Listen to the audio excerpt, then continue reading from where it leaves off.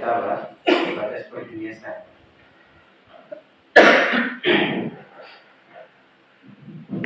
Nah, bismillah. A-I-U.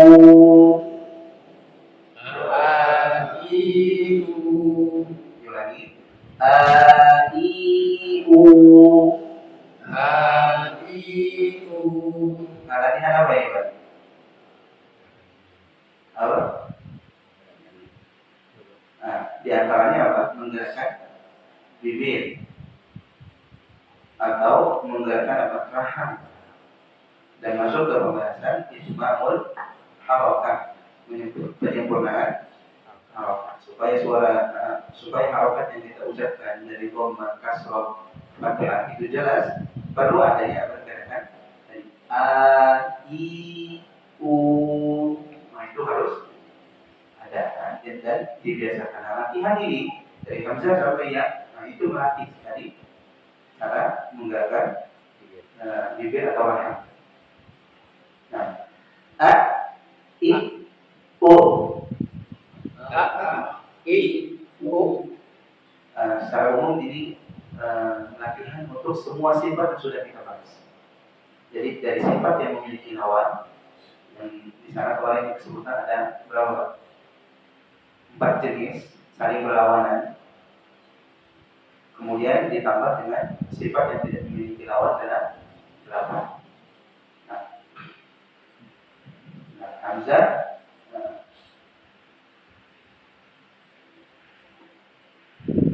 kalau mau lihat ringkasannya bisa dilihat di halaman sebelahnya terkait dengan aplikasi sifat-sifat huruf ke huruf-huruf hijaiyah. Jadi hamzah sifatnya apa saja dari sifat-sifat yang sudah kita jelaskan. Misalkan kita ambil contoh satu hamzah. Yang pertama sifatnya jahar. Ini kaitannya dengan mengalir atau tidaknya apa? Nafas. Mengalir atau tidaknya nafas. Dia tidak mengalir. Makanya ketika mengucapkan huruf hamzah jadi tidak ada apa? Aliran nafas. Disukun a berhenti, i berhenti, o berhenti. Jadi tidak dibarengi dengan nafas enggak kacau. Nafasnya tidak mengalir. Sifat yang kedua syiddah. Nah, kaitannya dengan apa syiddah? Mengalir suara. Mengalirnya suara. Di sini mengalir atau tidak syiddah? Tidak. Maka suara di sini tidak mengalir, tidak dibaca ada tekanan kemudian terus suaranya mengalir berhenti. Kemudian yang ketiga sifatnya istifal. Ini kaitannya dengan apa? Tanya satu-satu bagaimana? Murajaahnya. Masih ada yang ingat? Istifal. Kaitannya dengan apa? Pangkal lidah atau arah suara. Ketika pangkal lidah tidak naik, artinya apa? Menghampar, maka suara nanti akan turun, menghampar, tidak naik ke langit-langit, sehingga suara yang dihasilkan tidak tebal. Nah ini hamzah tidak dibaca nggak dinaikkan pangkal lidahnya, hamparkan Nah.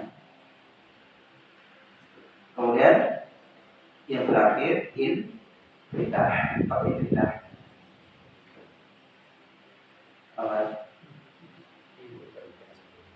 Terbuka sempurna. Mungkin secara bahasa arti infitah terbuka. Cuma istilah tajwidnya apa ya? Artinya kaitannya dengan suara ngumpul atau tidak. Ngumpul atau tidak. Kalau infitah itu tidak mengumpul. Jadi ketika diucapkan tidak ada suara yang mengumpul di mana? Di mulut. Atau secara khusus di langit atau bagian tengah dengan lidah.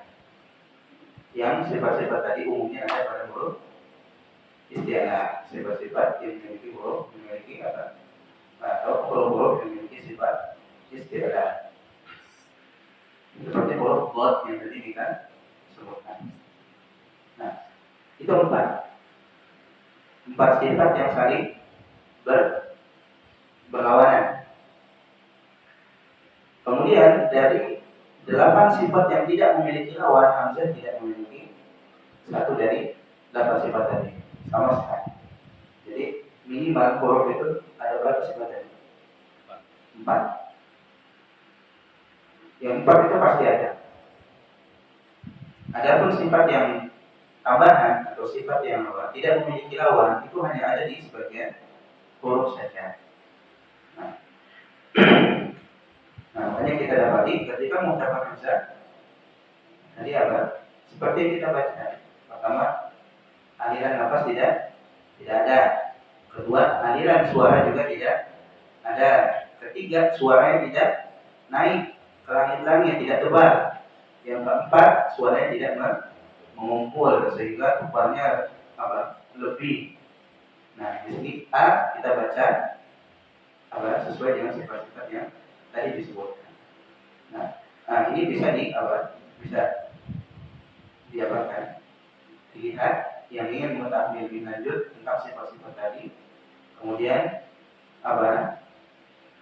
Coba sekali dipikirkan huruf yang kita ucapkan atau perhatikan huruf yang kita ucapkan. Apa maksudnya? Ini sudah sesuai belum dengan sifat-sifat atau kaidah sifat yang kita pelajari. Misal, Bapak, misalkan sifat yang pertama yang ada di huruf ba apa? Ngalir suara atau enggak ngalir? Tidak mengalir. Nah, ketika kita mengucapkan huruf ba, kita akan koreksi sendiri pelan-pelan. Mengalir enggak bab yang saya ucapkan ini ya? Ba. Wah, ngalir apa enggak? Ngalir apa? Ngalir. Kalau begitu apa? Keliru. Perbaiki. Gimana caranya babnya tidak mengalir? Ba dan seterusnya. Nah, nanti dikatakan kalau misalkan istilahnya tadi maksudnya lupa ya Pak, bisa mungkin ditulis di atasnya. Untuk catatan. Jadi nanti kalau kembali ke sini aja ini ringkasan untuk mengingatkan pelajaran-pelajaran kita di pertemuan sebelumnya. Misalnya tadi apa? Jazar hamas. Jazar itu apa? Nafas tidak mengalir. Hamas nafas mengalir. Terus satu itu. Nanti ketika ditanya tentang huruf tadi bisa cepat dapat jawabannya dengan melihat ke ringkasan. Nah, kita lanjut. Bagimu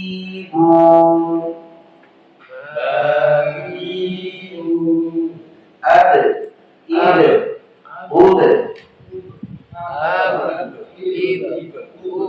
lagi ad id ud.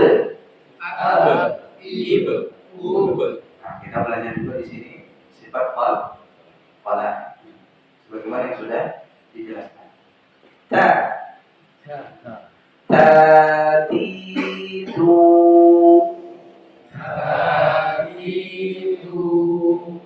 at it ud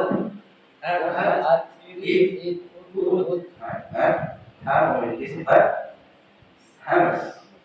Artinya apa? Nafasnya mengalir. Sajisu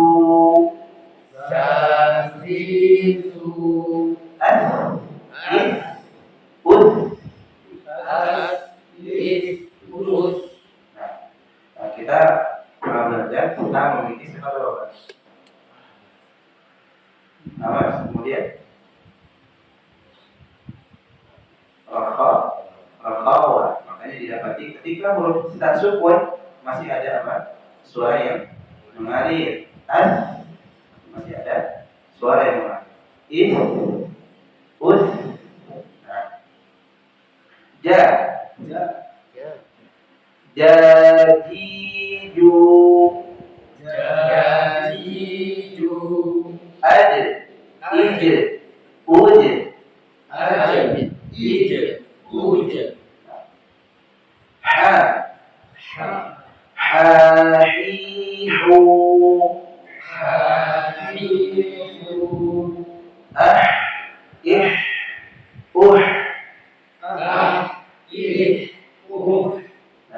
Nah, ha sama seperti ta tadi yang kita sebut tadi yang punya sifat khawat.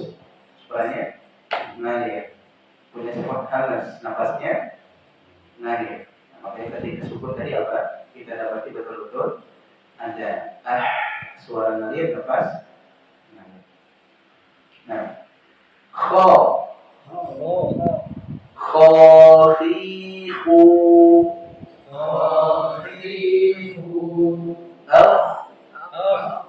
Al ih Nah, ketika mengucapkan huruf kha, sifatnya sama seperti huruf ha dari segi mengalirnya suara. Jadi jangan berhenti alirkan dulu suaranya, sempurnakan aliran suaranya, baru kita huruf setelahnya. Al ih Da.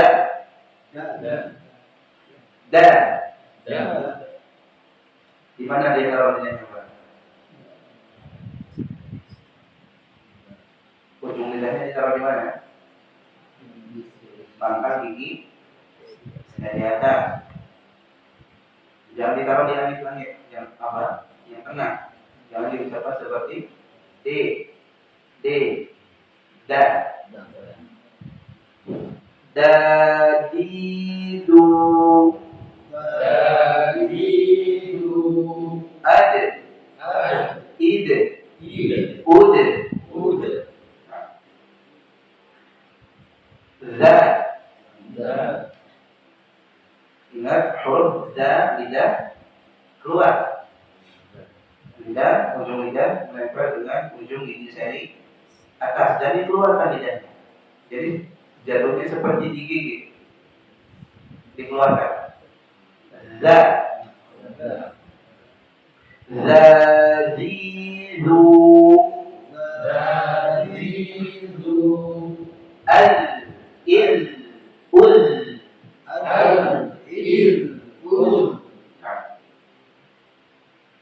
Ro. Nah, ingat makhraj huruf ro ini perlu dilatih juga. Apa? Lidahnya kemana? Punggung lidah bagian atasnya dari ujung lidah itu menempel ke langit bagian depan gigi atau geraham gigi seri. Tempelkan ke sana. Jadi jangan seperti kita mengucapkan R, ditarik R, nah, tapi ke depan majukan lidah. Ro.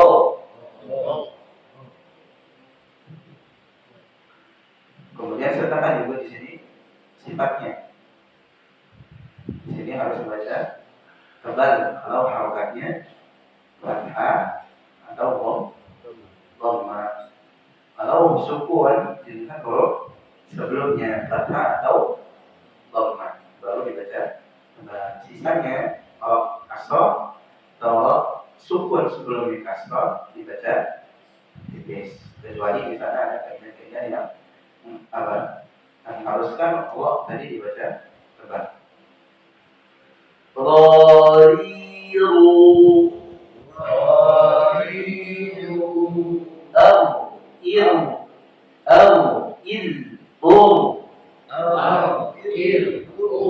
ini perlu dibedakan. Tebal, tipis, kemudian tebal. Sekali lagi,